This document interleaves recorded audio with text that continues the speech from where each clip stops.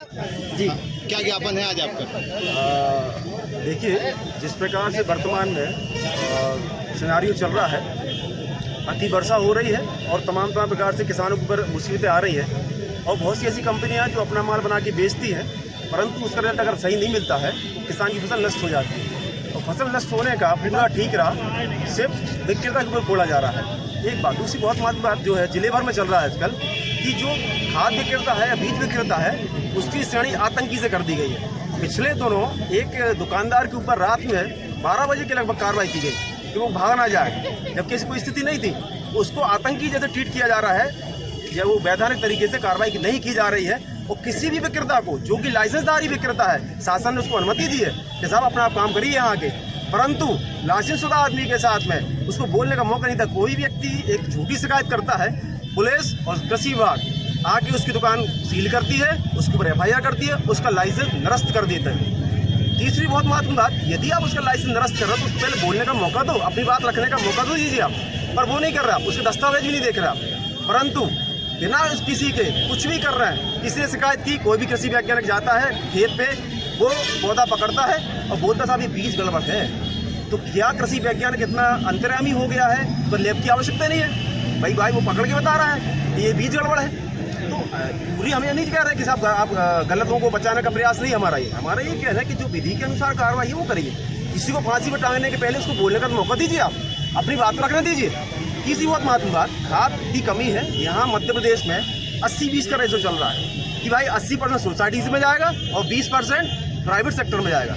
खाद की कालाबाजारी क्यों हो रही है? क्योंकि प्राइवेट सेक्टर में माल नहीं है और सरकारी में जो माल है उसमें भी 40% जो है डिफाल्टर किसान वहाँ से माल नहीं लेते। तो वो किसान वहाँ पे यूरिया बचता है, वो कहाँ जाता है? पीछे की दरवाजे से। ये जांच का विषय है। परंतु इस कालाबाजारी को रोकने के लिए और जो अव्यवस्था फैली हुई है, सिर्फ विक्रेता पर कार्रवाई होती है साहब, उसकी कहीं कोई सुनवाई नहीं है विक्रेता की, उसके लिए कोई मौका नहीं है।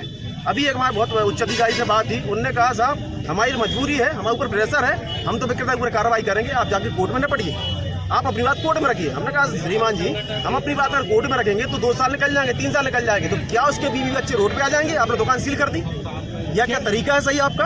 आप क्या डिमांड कर रहे हैं प्रशासन से? क्या चाहते हैं कि विधि अनुसार कार्रवाई हो, सारा काम विधि अनुसार हो, ये सारे लाइसेंस ही हैं। दूसरी बात बहुत महत्वपूर्ण बात है, POS मशीन जो भारत सरकार लेके आई थी उससे किसानों को सब्सिडी दी जाएगी। उसका जो FCO है, जो अधिनियम है, खाद विक्रय का अधिनियम जो बना हुआ है, उसमें कहीं भी इसका नोटिफिकेशन जारी नहीं हुआ है, परंतु अधिकारी उसको आधार मान के विक्रेता के ऊपर कार्रवाई कर रहा है। एक्चुअली ये है कि आपका जो स्टॉक रजिस्टर है और जो आपके स्टॉक रखा हुआ है गोदाम में, वो मैच करना चाहिए। कई बार क्या होता है कि POS मशीन काम नहीं करती, उसका स्टॉक मिलाया जाता है, वो मिलता नहीं कभी, तो इस आधार पर उसका लाइसेंस निरस्त कर दिया जाता है। आपको बता दें अभी पिछले महीने में जिले में 2-3 कार्रवाई ऐसी हुई जो अंधाधुंध तरीके से गैर कानूनी थी, पर अधिकारी का क्या कहना है? सब कुछ दबाव है, किसान का दबाव है, किसी और का दबाव है। शासन की इसमें एक बात सामने आती है कि जिन किसानों का नुकसान होता है खाद की वजह से, बीज की वजह से या कीटनाशक की वजह से, जब वो लोग वो जो विक्रेता रहता है उससे संपर्क करते वो सीधे बात नहीं करते हैं, ये सबसे बड़ी परेशानी रहती है। और जो किसानों का नुकसान हो रहा है उसके लिए क्या होना चाहिए? बहुत अच्छी बात करी आपने, जो वर्तमान में बहुत जटिल समस्या चल रही है। जैसे कि HPM कंपनी है, किसका नाम नहीं लेना चाह रहा, एक कंपनी है, एक दवा बेचता वो, सोयाबीन की फसल नष्ट हो गई साहब। विक्रेता ने क्या किया, आप आए, हमने आपको माल दे दिया, आपको एप्लीकेशन बता दी।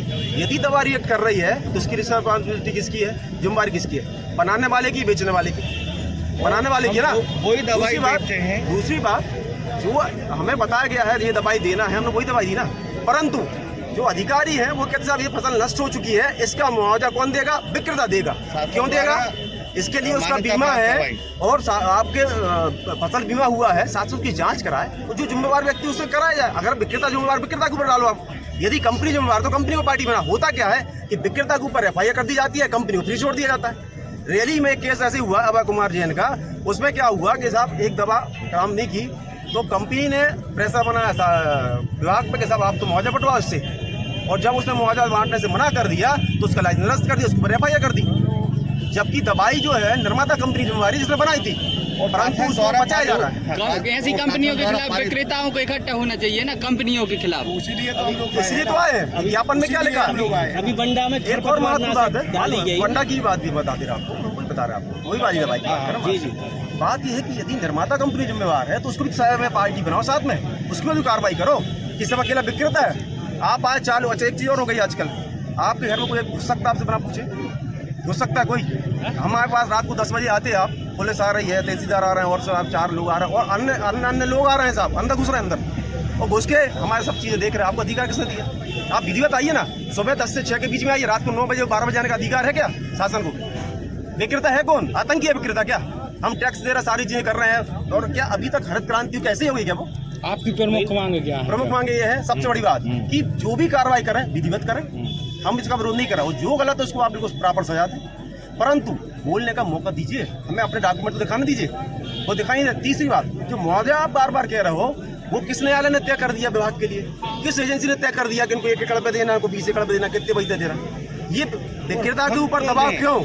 और हमारा कोई ऐसा एग्रीमेंट नहीं है। एक और बहुत महत्वपूर्ण बात है, आप सब बुद्धिजीवी लोग हैं, हमारा आपसे एक निवेदन है, डॉक्टर के यहाँ जाता है व्यक्ति, वो एक प्रिस्क्रिप्शन लिखता है, और जो केमिस्ट है जो लाइसेंस लेके बैठा है वो बी फार्मा एम फार्मा है, बिना वो दस्तावेज देखे दवा नहीं देता है क्या? नहीं देता वो। तो इसी प्रकार हम भी जो है विक्रेता है, आप कृषि वैज्ञानिक बैठे हैं शहर में, बहुत से बुद्धिजीवी बैठे हैं, वैज्ञानिक हैं, उस विषय के जानकार हैं, उनसे आप पर्ची लिखवाइए किसान को और हम वो माल आपको देंगे। क्या शुभ नाम लिखते हैं? अनुराग जैन, जिला सचिव, जिला खाद्य बीज विक्रेता कल्याण समिति सागर से। किस नाम से आपकी फर्म है? हमारी दुकान किस नाम? हमारी सागर लाल दुकान के नाम से, किसान वित्तीय सेवा केंद्र के नाम से। तो हमारा कहना है आप लोगों का